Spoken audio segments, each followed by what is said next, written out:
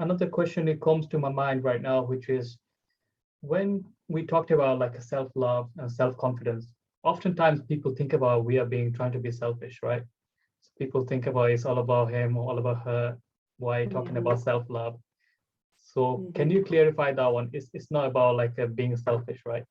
If we don't love each other, No, so that's what ourselves, I yeah, mentioned when you asked me about self-love. I told you that it's not egotistical, it's not narcissist. yeah, It's the contrary. It's healthy, because again, how do you love your children wholeheartedly if you don't love who you are? mhm, It just, yes, you could. I'm not saying people don't love their children, but the type of love that you can actually touch is completely different, because then now you understand it. You're more compassionate, you're more kind, because you really understand what it means to really love something once yeah, you love yourself. And then you can let that out to the rest of the world. yeah, Right now, people are just loving from a place of what was taught.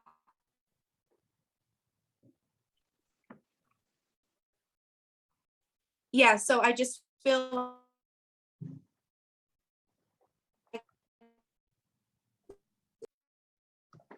yeah,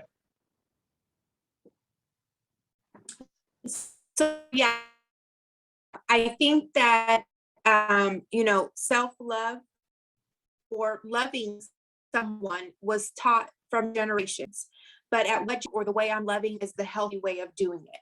And example being, if you grew up in a family where your dad or mom beat one another, in your mind, you're thinking, oh, this is what love looks like. yeah, So when you're an adult, your relationship, either somebody's hitting or screaming at one another. If not, somebody doesn't love someone. But in reality, that's very toxic and unhealthy. But nobody took a step back to say, okay, so this is not healthy. I don't want to teach that moving forward.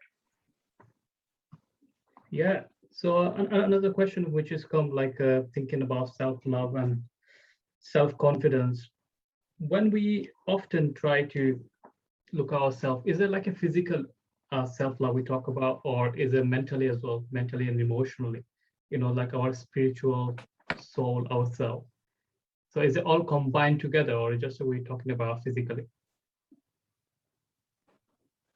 So for me, I'm spiritual, but I don't want it to be only spiritual people can find self-love, because I think honestly, once you start to know who you are and you get the self-love you need, the spiritual part comes on its own.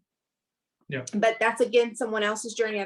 That's a whole nother day of talking, so I don't want to go that deep. But I just the fact of self-loving yourself, you will open so many different avenues of trying to treat yourself right, be healthier, watch what you do to your body, pay attention to your body talking to you, because your body does speak to you if you're yeah, listening, you know. And I know that sounds crazy, so let's just give an example so people don't think I mean physically talking. So if you get a headache or a fever, yeah, clearly your body is saying something's wrong. So now you need to do the investigating to see what's happening. Am I catching a cold? Whatever. So that's what I mean when I say your body will talk to you. But mhm, we have to be kind to ourselves and compassionate. And what I tried to say to younger kids to make it make sense to them is, if I hear a kid like my son, we'll use my son, he's been saying recently, like, I'm a bad kid or I hate myself. yeah, But I'll ask him immediately, would you say that to one of your friends? Is that the words that you would use to talk to one of your friends? Immediately, he's like, no, that's mean. Why would I say that? yeah, So the same thing is, why would you say that to yourself?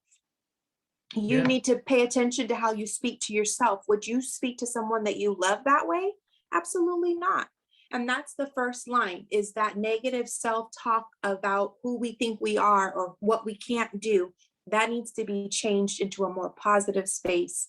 And mhm. that's when the mindset shift changes.